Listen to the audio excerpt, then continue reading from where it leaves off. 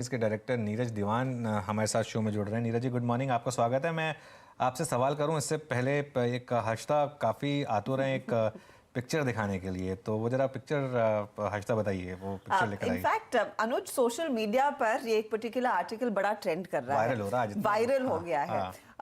यहाँ पर basically Mercedes के जो करंट हेड ऑफ सेल्स है और जो जनवरी से एमडी और सीईओ बनेंगे, संतोष अय्यर की का एक आर्टिकल छपा है।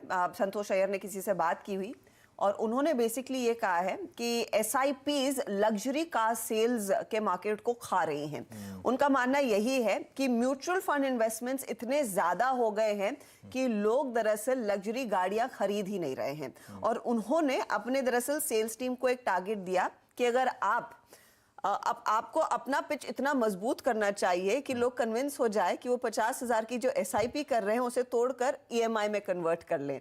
लेकिन फैक्ट यही है कि भारतीय निवेशक इस समय लग्जरी सेल्स में नहीं जा रहा है। लग्जरी गाड़ियों की इंक्वायरी बड़ी होती है लेकिन वो सेल्स में नहीं कन्वर्ट होती, क्योंकि उनको लगता है कि हमारा एसआईपी और हमारा म्यूचुअल फंड में इन्वेस्टमेंट ज्यादा इंपॉर्टेंट है। देखिए, 50,000 रुपए की अगर आप करेंगे 50,000 रुपये, पहली बात तो मर्सिडीज आएगी नहीं 50,000 रुपए की ईएमआई में। मतलब आप अनलेस 10 साल पुरानी थर्ड ओनर से अगर आप एक मर्सिडीज लेंगे, आप बहुत बड़ा डाउन पेमेंट कर दें या फिर आप बहुत बड़ा डाउन पेमेंट कर दें और अपने एग्जिस्टिंग इन्वेस्टमेंट को तोड़ दें, तभी आएगी।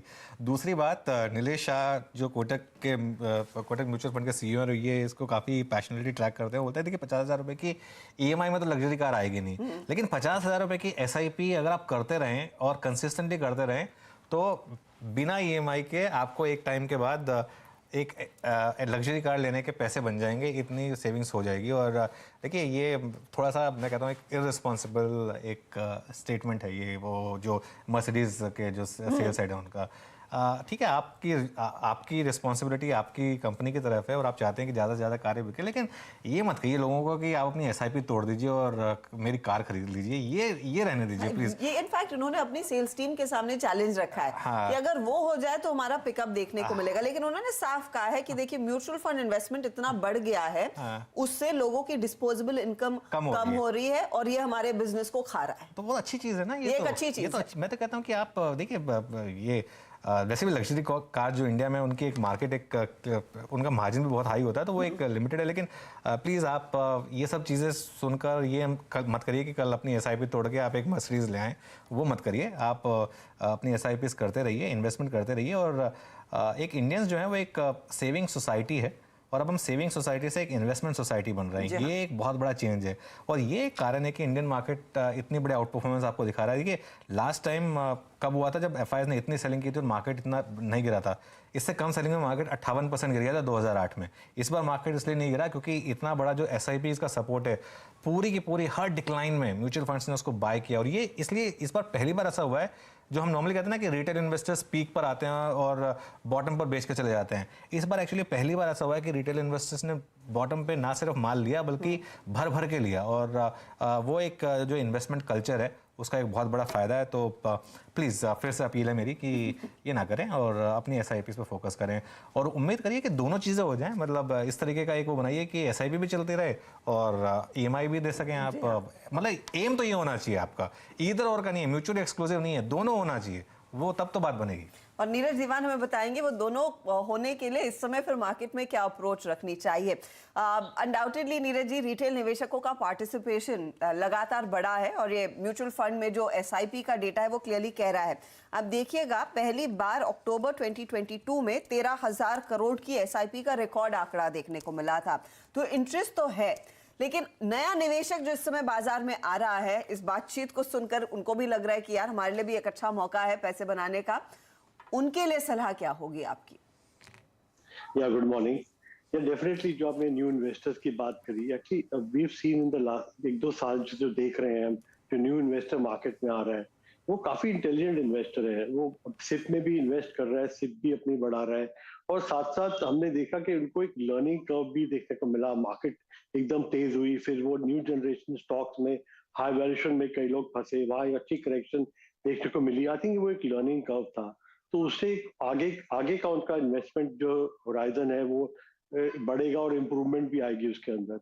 आई थिंक मार्केट में हमें पीछे देखने अभी देखा रिसेंटली जो स्टॉक परफॉर्म नहीं कर रहे थे, आईटी इंडेक्स परफॉर्म नहीं कर रहा था, वो भी परफॉर्म कर रहा है। एचडीएफसी ट्विंस परफॉर्म नहीं कर रहे थे, वो भी परफॉर्म कर रहे हैं। तो ये जो पहले परफॉर्म नहीं कर रहे थे वो भी स्टॉक परफॉर्म कर रहे हैं, तो उन्होंने एक इंडेक्स को अच्छा बूस्ट दिया है। पर कहीं ना कहीं एक मिड कैप इंडेक्स है जहाँ पे थोड़ा पीछे रह गया है, वहां पे उस तरह की हमको पार्टिसिपेशन जो स्टॉक्स में देखने को नहीं मिली है। आई थिंक अभी अब स्टॉक स्पेसिफिक फोकस रखें, मिड कैप में अच्छी स्टॉक्स आइडेंटिफाई करें, सेक्टर्स आइडेंटिफाई करें। आई थिंक वहाँ अभी भी मुझे लगता है कि एक रिटर्न मिलनी चाहिए, इवन जो इंडेक्स के हायर लेवल पे। आई थिंक वो एक सेक्टर है जहाँ पे आपको एक अच्छी कंपनीज को आइडेंटिफाई करके इन्वेस्टमेंट करनी चाहिए। एक बार जरा लेकर आइए चार्ट इन्फोसिस का और निफ्टी आईटी वापस। जो एक मार्केट का एक बहुत क्लियर मैसेज आपको पिछले 3-4 दिन से है कि यहाँ पर अब एक बाय ऑन डिप्स प्ले हो रहा है, और सुबह सुबह मार्केट आपको एक मौका भी दे रहा है। लगातार 3 दिन निफ्टी आईटी ने आपको मौका दिया है एक एंट्री का। आज भी देखिए क्या ज़बरदस्त मौका दिया और वहाँ से एक बाय कॉल क्लियरली इनिशिएट हुआ। और इन्फोसिस इंटरडे देखिए, एम्फेसिस इंटरडे देखिए, परसिस्टेंट सिस्टम जिस पर कॉल आई थी, ये सब स्टॉक्स अब इंटरडे में देखिए आप, एक आपको क्लियरली दिखाई देगा। इंटरडे में ये जो मूव्स आते हैं, ये सब दिखता है कि लोगों ने पैसा बनाया है। अगर आप, क्योंकि स्टॉक्स सीधा ऊपर खुले हैं उसके बाद फ्लैट रहे तो कोई मतलब नहीं है, लेकिन नीचे खुले और उसके बाद ऊपर आए तो एक मूव आता है। Neeraj ji good morning. तो ये इस पर आईटी में क्या इस समय पोर्टफोलियो बनाने का टाइम आ गया है, और अगर हाँ तो किस तरीके के आईटी स्टॉक्स आप बाय करेंगे इस समय? या good morning Anuj ji. I think देखो, जब मार्केट में एकदम फॉल आया था, इन्फोसिस 1400 पे था, हम सबको रिकमेंड कर रहे थे कि वैल्यूएशन वाइज बहुत अट्रैक्टिव है। टेक्नोलॉजी एक ऐसी चीज है, आईटी एक ऐसी चीज है जिसके ऊपर डिपेंडेंस दिन ब दिन बढ़ती जा रही है। तो वो पोर्टफोलियो बनाने का टाइम तो वो होता है जब आपको एक मार्केट में काफी फॉल आता है और थोड़ी अनसर्टेनिटी बनती है, पर ये ऐसा स्ट्रॉन्ग सेक्टर में आपको उस वक्त एंट्री करनी चाहिए। हाँ, अभी भी आपको अपसाइड मोमेंटम मिलेगा, पर वो जो मेन क्रीम था, अब आप देखें इन्फोसिस भी 1380-90 से कहा कितना 1440 पे पहुंच 1640 पे पहुंच गया है। I think mid cap IT में आइडेंटिफाई करें, वहां पे अभी भी आपको स्टॉक्स मिलेंगे, जैसे केपीआईटी है जो एक अलग ही उनका अलग एक इंडस्ट्री वाइज फोकस है। अब उसके अलावा आप एलटीआई देखें, तो आई थिंक वहां पे अभी भी आपको एक अपॉर्चुनिटी है। बट वो जो पोर्टफोलियो का बाइंग का जो होता है, बाय ऑन जब मार्केट गिरती है तब खरीदे, वो टाइम जरूर निकल गया अभी। तो भी आप मोमेंटम प्ले कर सकते हैं और आपको रिटर्न मिलेगी, पर वैसी रिटर्न जब आप नीचे खरीदते हैं, तो आई थिंक वैसी अपॉर्चुनिटीज मार्केट में देखनी चाहिए कि जब सब तरफ से मार पड़ रही है स्टॉक्स को, पर वो सेक्टर बहुत स्ट्रांग है इन द लॉन्ग रन। तो आई थिंक वो एक अच्छा टाइम होता है पोर्टफोलियो में ऐड करने के लिए। नीरज, उस लिहाज से आपने हाल ही में क्या आइडेंटिफाई किया है नए निवेश के लिहाज से? टेक्नोलॉजी एक अपॉर्चुनिटी है ही, क्योंकि मिड कैप्स में ऑफ कोर्स एक गैप था, अब वो गैप भरने की कोशिश होती हुई दिखाई दे रही है। रेलवे कंपनियां, डिफेंस कंपनियां, आपके फर्टिलाइजर स्टॉक्स, इन सब में लोगों ने थोड़ी थोड़ी अपॉर्चुनिटी ढूंढी है और पोजीशन ली है। इसके अलावा आपको मौके कहाँ दिख रहे हैं? जैसे रेलवे की आपने बात करी और पीएसयू बैंक्स, ये दो एक अच्छी स्टोरीज प्ले हुई हैं लास्ट 2-3 हफ्ते में, 1-2 महीने के अंदर अच्छी रिटर्न आई है। आई थिंक इंफ्रास्ट्रक्चर फोकस जो स्टॉक है, आपने एलएनटी को देखा कि बहुत अच्छे नतीजे आए हैं। मुझे लगता है कि जो मार्जिन इंप्रूवमेंट इसमें आनी चाहिए वो अब इस क्वार्टर से और बढ़ सकती है, बिकॉज कमोडिटी प्रेशर कम हुआ है, लॉजिस्टिक कॉस्ट कम हुई है। तो वो एक प्रेशर इस जो था इसके अंदर, वो बेटर होगा, वहां से इंप्रूवमेंट होगी तो एक मार्जिन इंप्रूवमेंट आ सकती है। तो आप infrastructure, capital good, engineering sector के अंदर आइडेंटिफाई कर सकते हैं अच्छी company. LNT I think will lead that rally, दो definitely it's a large cap, ये एफएनओ में तो उस तरह की रिटर्न नहीं मिलेगी जो एक मिड कैप में मिल सकती है। फिर आप एनबीएफसी में देखें तो बैंकिंग में अच्छी मूवमेंट आ गई है, वो एक उसकी वैल्यूएशन थोड़ी इंप्रूव हो गई है, तो वहां पे एक एनबीएफसी में भी कई स्टॉक्स हैं। आपने अभी देखा कि एल&टी फाइनेंस में अच्छी मूवमेंट आई है। ऐसे एनबीएफसी में और स्टॉक्स हैं जो वैल्यूएशन वाइज अट्रैक्टिव है। श्रीराम ट्रांसपोर्ट फाइनेंस है, कैनफिन होम्स है, इसके अंदर आई थिंक अपॉर्चुनिटी है, वैल्यूएशन बहुत अट्रैक्टिव है अभी भी। तो आई थिंक ये capital good, infrastructure, NBFC, I think ऐसे अब इनमें अगर आप देखें तो फूड कंपनीज में जैसे कई हैं, एल&टी फूड है, उसमें हमने देखा नतीजे अच्छे हैं, मार्जिन इंप्रूव हो रहा है। तो आपको आइडेंटिफाई करना पड़ेगा कंपनीज को जो वैल्यूएशन वाइज अट्रैक्टिव है, और नतीजे इंप्रूव और होंगे बिकॉज अब जो कमोडिटी प्रेशर है वो और कम हो रहा है। तो आई थिंक जो कमोडिटी कंज्यूमर है, जो जो ऑलरेडी प्ले आउट हो रहा है, वो और स्ट्रॉन्ग हो सकता है उसका जो मार्केट में और जो स्टॉक्स में जो कॉन्ट्रीब्यूशन। ओके नीरज जी, ये जो इंडियन होटल्स है या बाकी जो हॉस्पिटैलिटी सेक्टर के स्टॉक्स हैं, जिनमें हमने देखा एक ज़बरदस्त मूव आया है ये पिछले एक साल में, जो पेंट अप डिमांड निकल कर आ रही है। मैं अभी भी देख रहा था, अभी भी होटल्स के रेट कम नहीं हो रहे हैं, मतलब इनफैक्ट ऑल टाइम हाइज पर हैं। इतने हाई रेट्स मैंने कभी नहीं देखे होटल्स के जो इस समय चल रहे हैं। तो आपको लग रहा है कि ये ट्रैक्शन बना रहेगा यहाँ पर? आई थिंक मुझे लगता है मोमेंटम बहुत स्ट्रांग है। अभी भी इस क्वार्टर में भी आपको अच्छे नतीजे देखने को मिल सकते हैं होटल्स हॉस्पिटैलिटी सेक्टर से, और अभी भी आप बुकिंग देखें तो बहुत स्ट्रांग है, रेट्स अभी भी हाई हैं।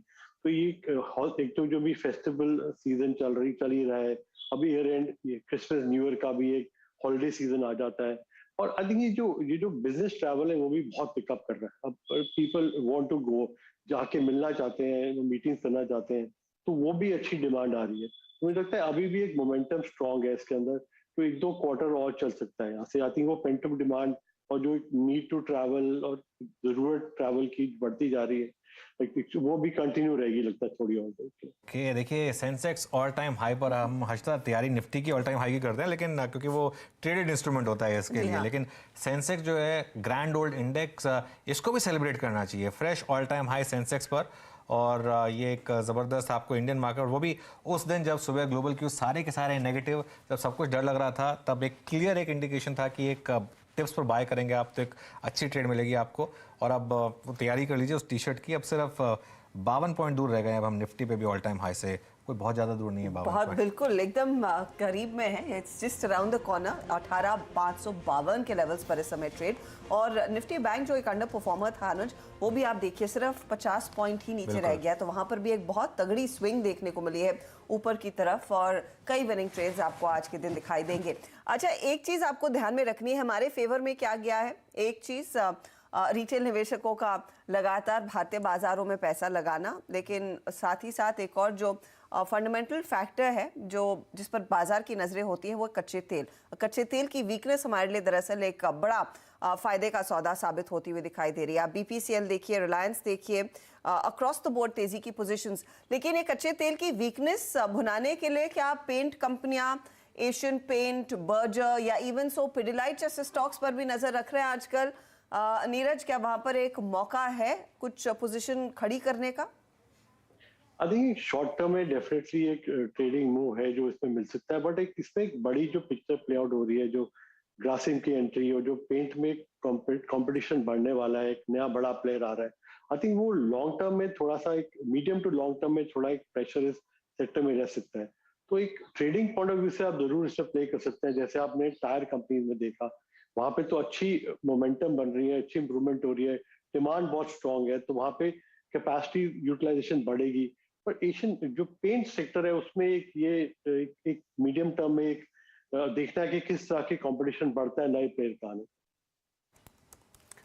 फिलहाल इस समय आपके सामने 45 अंकों की ही दूरी निफ्टी की ऑल टाइम हाई से इस समय बनती हुई दिखाई दे रही है। 18,604 के लेवल का इंतजार रहेगा। नीरज, बहुत बहुत शुक्रिया हमारे लिए समय निकालने के लिए आज, एंड एडवांस में कंग्रेचुलेशंस। एक तो सेंसेक्स पर तो हम हाई बना ही चुके हैं, तो उसको सेलिब्रेट किया जाए, अब निफ्टी का इंतजार रहेगा। बिल्कुल, आप सबको भी और व्यूअर्स को भी शुक्रिया समय निकालने के लिए। आपकी स्क्रीन पर रखते हैं कुछ ऐसे स्टॉक्स जहां पर भरपूर तेजी देखने को मिल रही है। इंडेक्स के ट्रेड्स ही देखिए।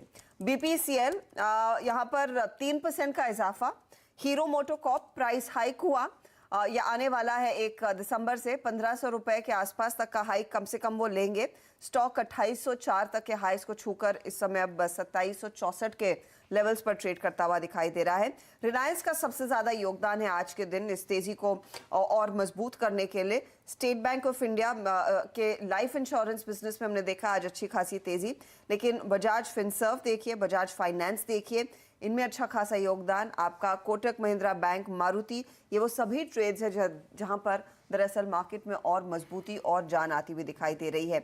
और यही दिग्गज हैं जिन्होंने इंडेक्स को ऊपर खींचा है। मिड कैप्स में आपको ढेर सारे ऐसे स्टॉक्स मिलेंगे जहां पर तेजी की पोजीशंस, जहां पर मिड कैप इंडेक्स भी अब 200 पॉइंट ऊपर है। चलिए, अब अनुज और मेरे इजाजत लेने का समय आ रहा है, लेकिन आपके सवालों के जवाब देने के लिए नीरज जी एकदम तैयार है। नीरज जी, कांग्रेचुलेशन सेंसेक्स हाईस पर। जी हाँ, बिल्कुल, निफ्टी का भी हाई बन ही जाना चाहिए मेरे ख्याल में। तो बेहतरीन शानदार ट्रेडिंग सेशन, और अब लोग सुबह एक्सपेक्ट भी कर रहे थे कि इंडिया थोड़ा अपने आप को डिकपल करेगा और अलग राय रखेगा, और बिल्कुल वैसे ही दिख रहा है। एडवांस डिक्लाइन बहुत ही शानदार है, मिड कैप ज़बरदस्त प्रदर्शन कर रहा है। जैसा कि सुबह अनुज कह भी रहे थे कि मिड कैप और स्मॉल कैप में एक डिफरेंट रैली देखने को आपको मिलेगी। तो चलिए, इन्हीं में से बहुत सारे सवाल भी होते हैं लोगों के मिड कैप स्मॉल कैप्स के, उनको सॉल्व करने की कोशिश करते हैं ट्रेडर्स हॉटलाइन में, लेकिन सुर्खियों के साथ।